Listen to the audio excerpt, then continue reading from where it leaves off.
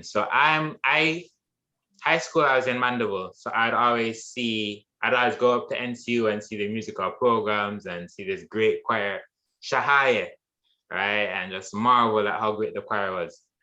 I started 2010. I had no intention of really joining the choir, but then my friend Ked was a member of the choir, and I think he encouraged me to join. I auditioned, got through. That time, Ruel was just finishing up his tenure as director, and then you took on directorship of the choir. Tell me a little bit about what that was like in college, directing Shahaye. I mean, that was really enjoyable for me, As a matter of fact, it was so enjoyable that, I think at one point I was considering leaving. And leaving NCU? Yeah, leaving NCU, going to Oakwood. But the choir was such a rich experience, such a rich part of my life, that it's like, no, I'm not leaving. I'm not leaving my friends. I'm not leaving this experience. I want to have this full experience. Mm-hmm. So of course, Ruel left in 2009. 10, yeah. 2010. So I took leadership of the choir. I think it was a pretty smooth transition because Ruel, the choir already knew that I was pretty much next in line. Mm-hmm. So Ruel, props to him for that. He kind of made the transition very smooth. Right. Good times, man. Just good times. Trips on the road, planning concerts. We really became a family. And the connections made at that time still live on today. If we, of course, we're having this conversation because of these connections, right? And if we were to contact any of the other people during that time, we still have good blood, right? We're still very spiritually connected. So it's a time for growth for me as a leader, as a musician. And yeah, I just appreciate it. It definitely changed the path of my life, because of course, if it weren't for that, I wouldn't have gotten so deep into music. Probably even my faith, as a person, as a believer, my life would have probably taken a different path had I not been in the choir. Right. It's funny you spoke about planning to go to Oakwood. The summer of 2010, I was in New Jersey, and I got an offer to start Andrews. It wasn't like a scholarship or anything like that, but it was a connection. I was like, nah, I'm not leaving. I'm not leaving NCU. I was already embedded in that musical culture and my friends and all of that. I was like, nah, I'm not doing it. It was a good time. Yeah, my mother wanted me to go because it's just foreign, go. But I was like, no, I'm not doing it. So yeah, I definitely can relate to that. So I started the choir. I remember there's one particular, it's 2011, you were overseas and the choir was supposed to sing for graduation. And then you asked me to direct the choir. Right. So I'm like, I pressure on me, because this is Shahaye. I'm like, all right, I can do this. And I think that was when I kind of got the sense that I would have been the next director, right? And I wanted to be the next director because this is a great choir. I don't know if you remember this, but sometime between 2011 and 2012, so I was involved with Kingdom Praise, different groups, and so forth. So I think we had a conversation about me getting the choir. But then because of how busy I was and involved with other groups, you had a meeting with me and Giovanni Carodas, and you're thinking about maybe giving him because of how involved I was. And so you had the meeting and you explained it, and service level, I'm like, yeah, it makes sense. But like in my heart, I was like, no, because I really wanted to be but I'm not gonna express it. I'm just gonna be cool and be like, yeah, all right, cool. And then Sister Avery Thompson used to have Vespa Voices, and we used to arrange like different hymns for the services for the Vesper voices. And I think I arranged a couple of hymns, and then you met with me, like, no, Dale, you're the guy for the job. And I was like, all right, cool. And then it passed. So tell me if you can recall, like, what went behind the decision of asking me to direct the choir after you? I mean, I think it was just talent and leadership skills, of course you need to be someone who asserts himself well, and for lack of a better word, kind of actually command that type of leadership, and of course skill. I was calling on you even during my time as leader. I was calling on you to lead sectional practices, and rehearsals if I was out of town. Right. So yeah, it seemed most plausible that you should be the next person in line, Yeah.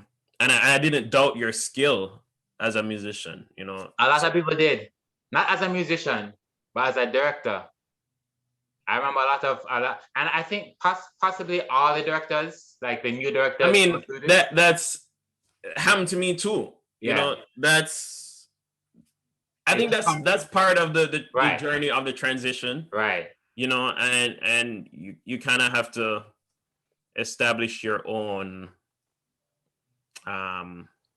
vision, your own culture. Right. Because the choir is always going to take on the culture of the director. Right. Yeah. That's just choir culture. Yeah. Anywhere you go. Right. Yeah. So people don't like change for the most part. Yeah. I was gonna compare you to the previous director, and Royal never used to do this, and Carl never used to do this, and and it's even more difficult if these people who you are leading were your friends. So I think it's much easier to step into a situation where nobody knows you. Yeah, right. Absolutely. As opposed to we were friends, sitting beside each other, singing with each other. Now you are the director. You know, it almost creates this type of conflict, leadership conflict, right? Especially if you're younger. Yeah. Especially if you're younger. Yeah. But I definitely see how you kind of established your own. You put your own stamp on it and brought the choir into a new place. So yeah, it's part of the process. Yeah, for sure. I remember you gave me a specific talk. I remember where we were down by the music building, and you took me aside and you're like, Dale, don't have sex with the choir girls. I remember you told me that. And I was like, why Carla tell me this? And then time into my directorship, I'm like, okay, I know why Carl told me this. Because especially if you're single, I don't know, you might have a different experience, but I was single for most of my time directing the choir. And you have one tenor section, you have a soprano section, and an alto section. So about maybe 66% of the choir will be female. Yeah, bass too, but most of the choir will be female. And females like guys in leadership positions, females like musicians. And you have to communicate with all of these choir members, which is a lot of females, and a lot of the time it can be a huge temptation to get involved in situations that you shouldn't be involved with. So like in the time I was like, yeah, I get why Carl told me that. So yeah. So I'd probably rephrase what you just said. Instead of putting the responsibility on the woman, right? Mm-hmm. I'd reshape that to put responsibility on us as men and as leaders, And I'm not. Before you continue, just so I'm clear, what did I say that you're saying I put responsibility on the woman? As in, so you said females like men in leadership. Right. So I would rephrase that to say, it is easy. I'd actually put more responsibility on us as men in leadership, right? Okay. I'd actually put more responsibility on us to make it very clear and set certain boundaries. And I'm not saying this as a person who's, I'm not coming from a place of perfection or having, I've made mistakes too, right? In leadership. I have, right? As it relates to even involvement with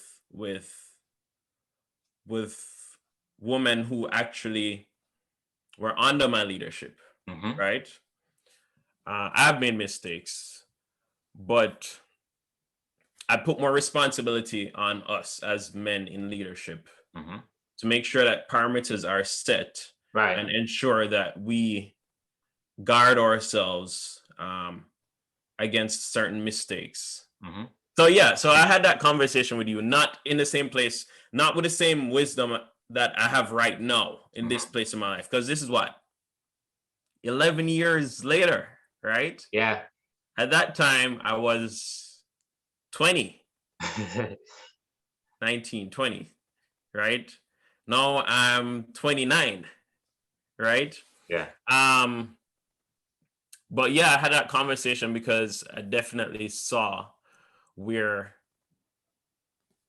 it could be a potential for not damage just for yourself, but for her and for the entire group. Right. If you want to experience a breakdown in leadership, become inappropriately involved with someone on your team. Right. Right. Your character is going to come into question. And these things never stay private, right? They never do. It's gonna blow up.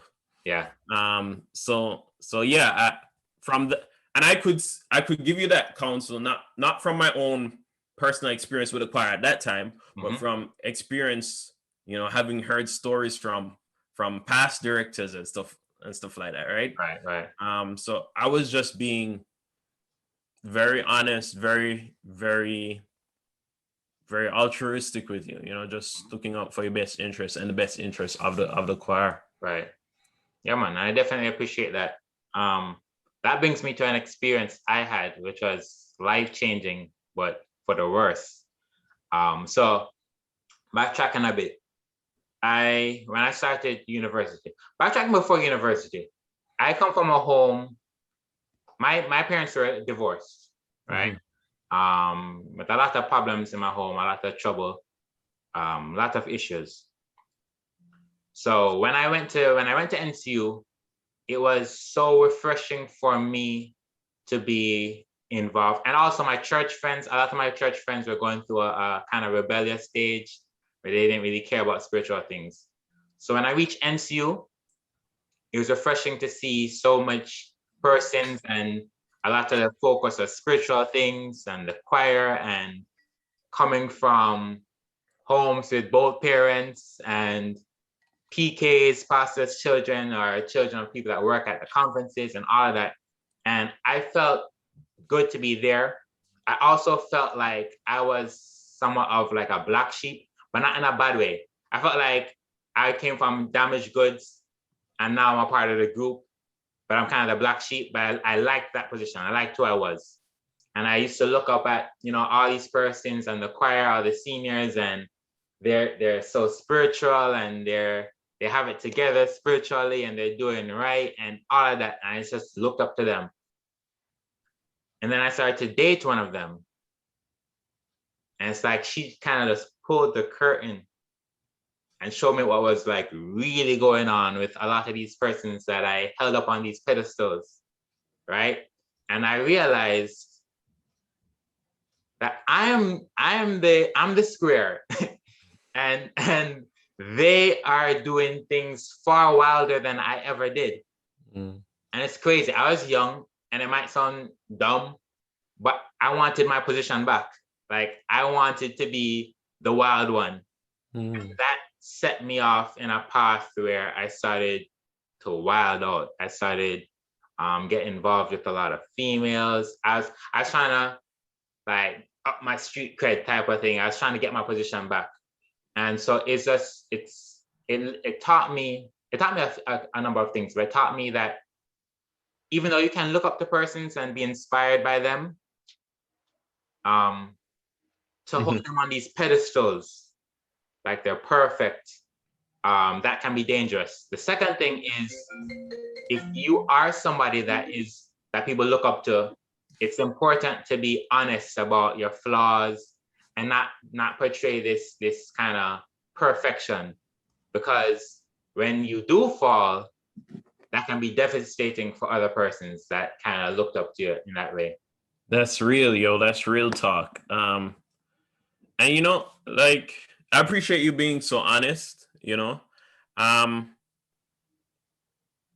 We all have mess in our lives and in our backgrounds, because even myself, you know, it may have been portrayed as, you know, your dad's a pastor, and you probably have your life all together, but people wouldn't know, like, the stresses of my own family background, you know, that my parents don't have as beautiful a marriage as people would think that a pastor and his wife ought to have, you know. Of course, you know, my close friends know that, you know, even from that time, they know that, not to the extent that they don't know, because I'm much more honest with myself and with the world now than I was then. But we all come with these baggage, yo, and it really affects how you interpret the world and how you act out in the world, you know. So yeah, that's just real talk. Yeah. That's just real talk. Yeah, I when I said that to you, it wasn't from a place of self-righteousness. Right. It was just genuine concern for you as a leader, and for the group, because it could definitely be damaging to you, and to the group. Yeah. So yeah, man, I definitely appreciate when you shared that with me.